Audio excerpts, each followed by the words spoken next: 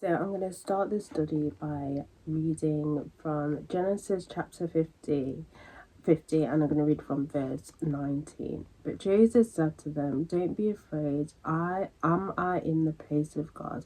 You intended to harm, but God intended it for good, to accomplish what is now being done, the saving of many lives. So then don't be afraid. I will provide for you and your children." And he reassured them and spoke kindly to them. Now, I just love the story of Joseph, because the story of Joseph just shows how God just works in amazing ways. And literally, Joseph is an example of what the enemy meant for bad, God meant for good. And sometimes when we're going through hard times, sometimes it can be really hard to see the light or to see God working. But trust me, God is working, and this story is a big example how God works in this situation, even though it may not seem to be on the surface. It may not seem that he's working as well, but he actually is working for your purpose and the purpose that will suit for you and what the future he has for you. So with the story of Joseph, I would recommend that you read the whole thing. I'm not going to be going into like great detail, only the points which I want to make. But Joseph was very favored and his brothers were very jealous of him, and this made them where they wanted to just get rid of them. So I'm gonna then read. So first verse I'm gonna go for is Genesis 37. I'm gonna read from verse 19.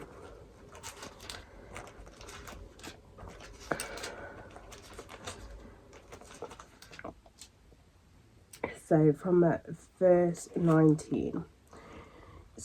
Where are we? Yeah. "Here comes the dreamer," they said to each other. "Come now, let's kill him and throw him into one of those cisterns and say that a vicious animal devoured him. Then we'll see what comes of his dreams." When Reuben heard this, he tried to rescue him from their hands. "Let's not take his life," he said. "Don't shed any blood. Throw him into this cistern here in the wilderness, but don't lay a hand on him." Reuben said this to rescue him from them and take him back to his father. So when Joseph came to his brothers, they stripped him of his robe, the ornate robe that he was wearing. They took him and threw him into the cistern. The cistern was empty, there was no water in it. As they sat down to eat their meal, they looked up and saw a caravan of Ishmaelites coming from Gilead. Their camels were loaded with spices, balm, and myrrh, and they were on their way to take them down to Egypt. Judah said to his brothers, "What will we gain if we kill our brother and cover up his blood? Come, let's sell him to the Ishmaelites and not lay our hands on him. After all, he is our brother, our own flesh and blood." His brothers agreed. So then the Midianite merchants came by. His brother pulled Joseph up out of the cistern and sold him for 20 shekels of silver to the Ishmaelites who took him to Egypt. So you're probably thinking, okay, how did God's hand work? Well, they could have killed him. His life was spared because the heart of Judah kind of turned and he was like, you know what, let's not kill him, let's just sell them instead. So God actually spared his life, opposed to, so okay, he's now a slave in Egypt, but it could have been worse. They could have taken his life. Now, as we move on to Genesis 39 from verse 2. "The Lord was with Joseph so that he prospered, and he lived in the house of his Egyptian master. When his master saw that the Lord was within him and that the Lord gave him success in everything he did, Joseph found favor in his eyes and became his attendant. Potiphar put him in charge of his household and entrusted to his care everything he owned." Now, God's hand in this is, well, he saw favor in the master's eyes. He saw God through him, and he gave him more responsibilities than you normally did with slaves, basically, so he could prosper and everything. And then when all seems that it's going completely to plan and everything, it all goes downhill from here. Completely down here from here. So if we read Genesis 39 from verse 13. So basically the master's wife is trying to get with Joseph, and Joseph's like, no, I'm not doing it, and then this situation happened where he fled through the situation, but he left his cloak, and she took advantage of this. So from verse 13 it says, when she saw that he had left his cloak in her hand and had run out of the house, she called her household servants. Look, she said to them, this Hebrew has been brought to us to make sport of us. He came in here to sleep with me, but I screamed. When he heard the scream for help, he left his cloak beside me and ran out the house. She kept his cloak beside her until his master came home. Then she told him this story. That Hebrew slave you brought us came to me to make sport of me, but as soon as I screamed for help, he left his cloak beside me and ran out of the house. When his master heard the story, his wife told him, saying, this is how your slave treated me. He burned with anger. Joseph's master took him and put him in prison, the place where the king's prisoners were confined. You're probably thinking, where was God? Where is God? Like, Joseph didn't do anything. He fled from the situation. This isn't what you call kind of like just. This doesn't feel like just. God should have stepped in some kind of way. But while Joseph was in prison, as you remember, Joseph was a dreamer, and God gave him the gift of being able to interpret dreams. So while he was in prison, he actually found favor with some prisoners as well, and he was able to interpret those dreams and then, you know, make them come true. Now, a cupbearer promised Joseph that he will, you know, let them know of what he's done, but he completely forgets. So in verse 40, chapter 40, verse 22, it says, the chief cupbearer, however, did not remember Joseph. He forgot him. Now, at this time, he'd probably be in a little bit of despair, maybe. We don't know. Sometimes in our lives, you know, God may make promises to us, or people make promises to us, but then it doesn't kind of happen.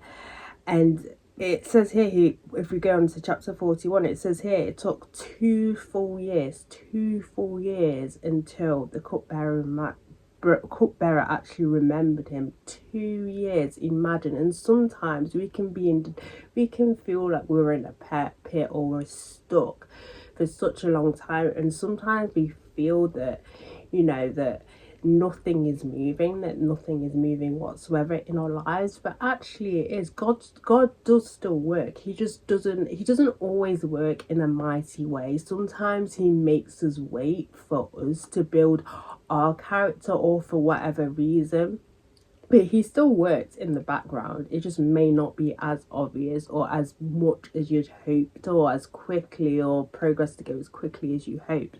But it does, you know, progress does happen. And this is an example of it happening, where Pharaoh has this dream and no one can interpret it. And that's when the cupbearer actually remembers, oh wait, I know this slave boy who, you know, well, not a slave boy, but this boy that was in prison that, you know, could interpret our dreams. Maybe he can interpret yours. So this is Genesis 41 from verse 9. Then the cupbearer said to Pharaoh, today I am reminded of my shortcomings. Pharaoh was once angry with his servants, and he imprisoned me and the chief baker in the house of the captain of the guard. Each of us had a dream the same night, and each dream had a meaning of its own. Now a young Hebrew was there with us, a servant of the captain of the guard. He told him of our dreams, and he interpreted them for us, giving each man the interpretation of his dreams, and things turned out exactly as he interpreted them to us. I was restored to my position, and the other man was impaled. So Pharaoh sent for Joseph, and he was quickly brought from the dungeon. When he had shaved and changed his clothes, he came before Pharaoh. Now we fast forward. Joseph was able to interpret this dream, and he makes him the head of the land of Egypt. And within this dream, it was basically interpreted of there's going to be this famine. So because Joseph was able to interpret this dream, they were able to plan for it. So in turn, with that, because there was famine like widespread, it then connected with him back to his brothers. So in Genesis 42, from verse 1, when Jacob learned that there was a grain in Egypt, he said to his sons, "Why do you just keep looking at each other?" He continued, "I have learned that there is grain in Egypt. Go down there and buy some for us, so that we may live and not die." And then, if you've read the whole story of Joseph, you know the whole kind of like thing that Joseph kind of like, he tests them basically and all that situation. So that's why I recommend, I'm not going to go in full detail on that. That's why I recommend, if you've not read the story of Joseph, I highly recommend you read the story of Joseph. But then eventually obviously he says, "Look, I'm your brother," because he recognizes them immediately, but they don't recognize him, which isn't necessarily surprising, because he'll be dressed in all the kind of like Egyptian like wear and stuff, and their cultural clothing and everything. So it would be hard to recognize Joseph, to be fair. Because of this famine, obviously Joseph and, you know, Egypt were able to help other people. They were obviously suffering and everything, and that included his brothers as well, that caused that connection. So if we look from the very beginning and to the very end, God actually positioned Joseph in a place where later on he would be able to help his family. And obviously from the beginning you don't really see it. All you see is kind of this Joseph going through all these horrible things, but actually the end result actually benefited the family. So I'm going to read Genesis 45 from verse 5.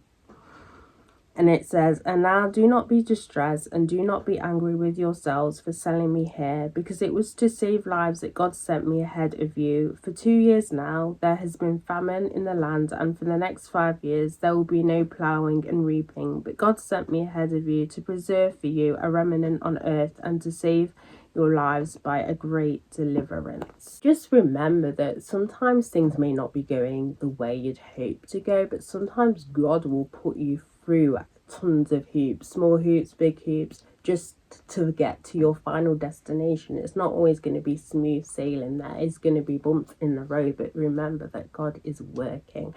We can't always kind of think of why God's doing it this way or that way, or why there's so many bumps in the road, but we do know that the direction that God takes us on is one that's beneficial for us. Either it's to build character or to build kind of connections or stuff like that. There's a reason why he will put us through it, and we may not see it when we're going through it, but we may see it at the end and think, "Oh, I get why God put me through this, because this and this." So just remember that, don't give up hope. God, I know God is mysterious, and we won't fully understand his thoughts until, you know, until we die, or until, you know, Jesus reclaims earth. We probably will never know fully until then.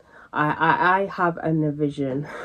don't know if this will be a thing where when we die and we get to be in paradise, that's when we get to ask all these questions and we'll be able to answer them.